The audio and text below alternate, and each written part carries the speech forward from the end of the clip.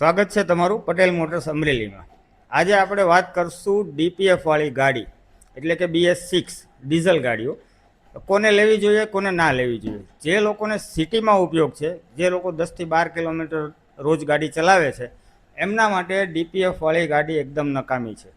કારણ કે એની અંદર સ્લોમાં ગાડી ચાલે, સિટીમાં ગાડી ચાલે તો એન્જિન હીટઅપ થતું નથી અને સૂટ માસ બધું ડીપીએફની અંદર જમા થાય છે।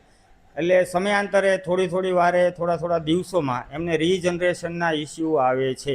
કારણ કે સૂટ માસ એટલે એક જાતનો કાર્બન છે, એ કાર્બન તમારા ડીપીએફને ચોક કરે છે।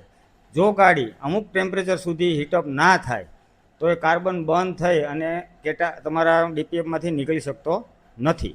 એના હિસાબે તમારે વારે રીજનરેશન કરવું પડે છે।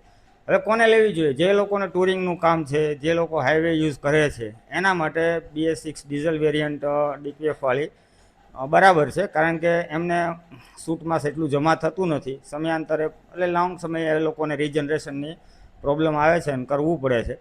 હવે સિટીમાં હકાવતા હોય એના માટે એક સલાહ, એ લોકોએ ડીપીએફ વાળી BS6 વેરિયન્ટને અઠવાડિયે 10 દિવસે એકવાર હાઈવે ઉપર 1 કલાકનો ઉપયોગ કરવો અને એ બી સ્પીડમાં છોડી, જેના લીધે તમારું એન્જિન હીટઅપ થશે, સૂટ માસ જે કંઈ ડીપીએફમાં જમા થયું છે એ ઓવર હીટિંગ થવાના હિસાબે ત્યાંથી એશ બની અને નીકળી જશે। એટલે ડીપીએફ રીજનરેશનના પ્રોબ્લેમ ઓછા આવશે। Thank you.